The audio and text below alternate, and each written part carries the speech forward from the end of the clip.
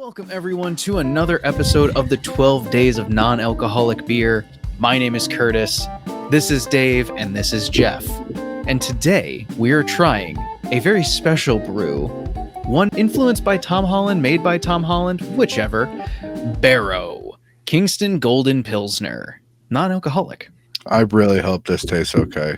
I'm really excited for it. This is the first batch. I got it day one. It came out. Like, I was immediately buying it. Like, I got it in my cart and I was ready to go. I wanted to try this so bad. I don't know what batch I was in, but I'm batch number one, baby. I was there for it. I'm here for it. He's getting a little bit of beef, a little bit of beer, so to say, but I support it. I don't get why he's getting beef. Like, it came from a place of positivity. He noticed he was having a problem. He wanted a solution, and he was creating a solution for others in terms of a premium quality of this kind of beer, which just doesn't really exist. Tom Holland had a drinking problem? He had a version of a drinking problem. The early signs of a drinking problem is basically what he recognized. What are the early signs of a drinking problem? So he did dry January. I watched the video. Here's the synopsis: is he was drinking, going out with friends a lot. Beforehand, he was like, I'll do dry January. And he said all he was thinking about was, where am I going to get my next drink? What's my next drink going to be? Like, just constantly thinking about it. And he's like, oh, well, this is a problem. This is not a good habit. Yeah, exactly. So it was kind of the inspiration till it kind of led into all this.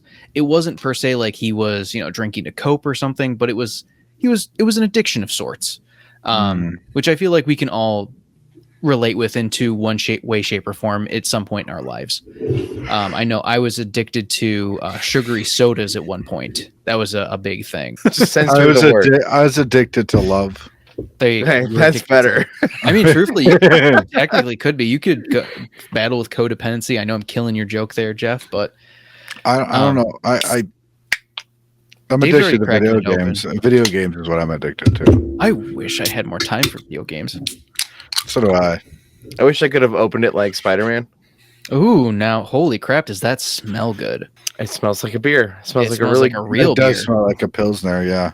This is marketed as a premium non-alcoholic malt beverage. I want to get the stuff that's I want stuff that's not marketed as premium. I want they market as that cheap shit.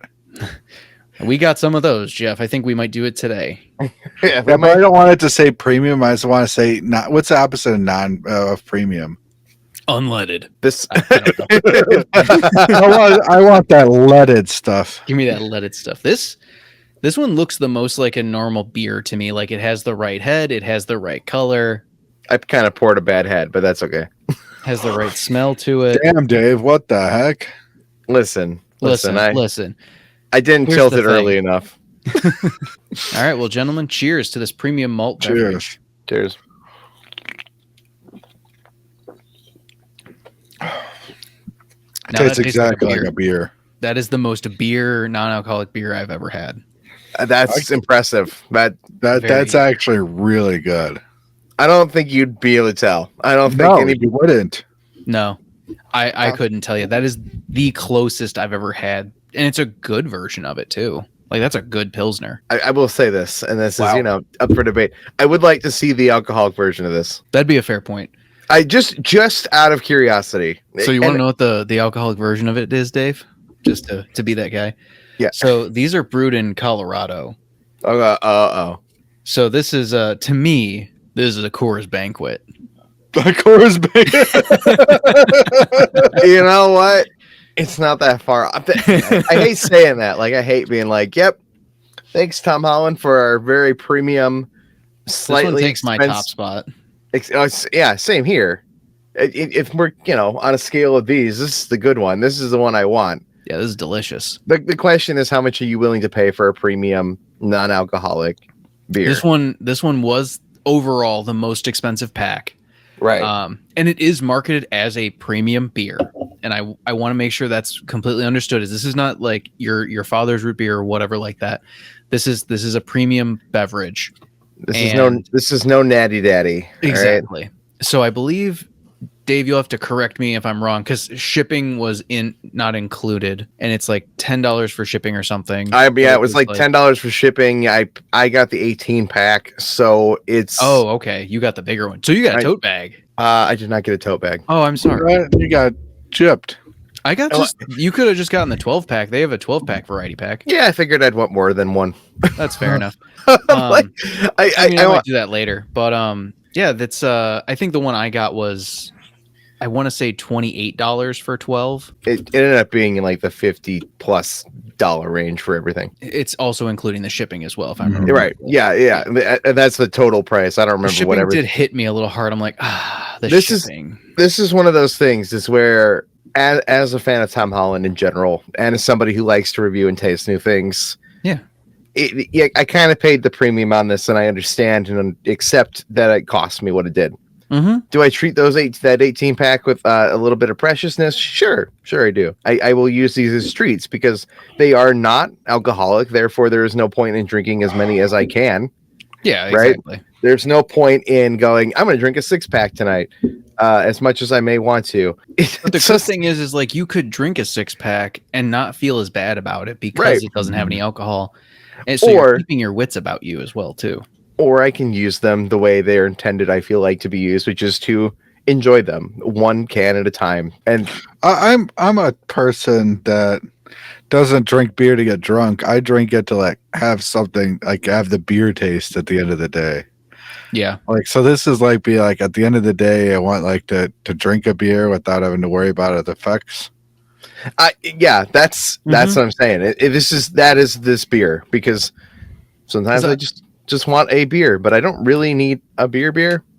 Yeah, and to actually just add off that, like getting older, like being 31, I know it's not super old, but it's older than I used to be. Old as crap. I'm just decrepit. Did you just say you're older than you used to be? Yes, I did. I've said a lot. I've had some wang bangers lately, to be honest. Like at my HR of my own personal life meeting, I said, I'm not going to use any names because I don't want to. And that became the saying of the entire day, which was great.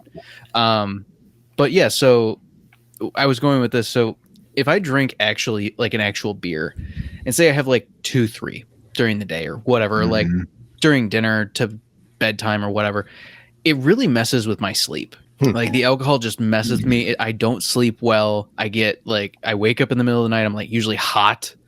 Yeah. Oh yeah, this happens to me. I get the night beer sweats. Yeah, what it's like you just wake up. Are you guys talking about? Jeff, when you're older, you'll understand. Yeah.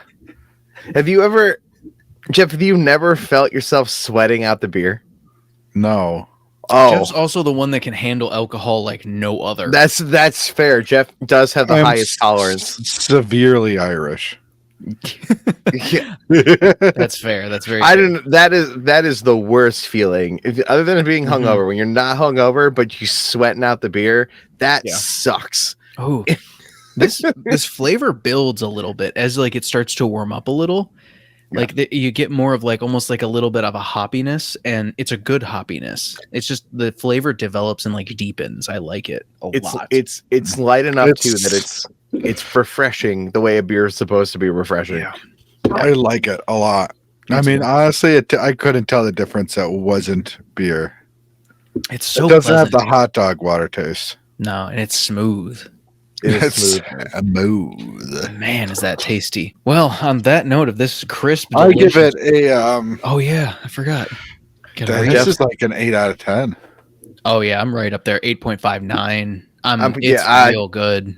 In its category, I'm putting it at a 9 out of 10, and the only reason I put it at a 9 is only because I'll decide which one of these is the 10 out of 10 when I've had all three of them. That's the thing, is like I don't want to go too far. I don't want to have like a 10 and be like have the next one be like, oh, this one's better. Yeah. That's the only reason. Save the room for which one's best. I agree. But yeah, we taste new things here almost every single day, so you don't have to. But in this case, we think you definitely should try these. If you have the means, definitely check out Bero. You can see them at berobrewing.com.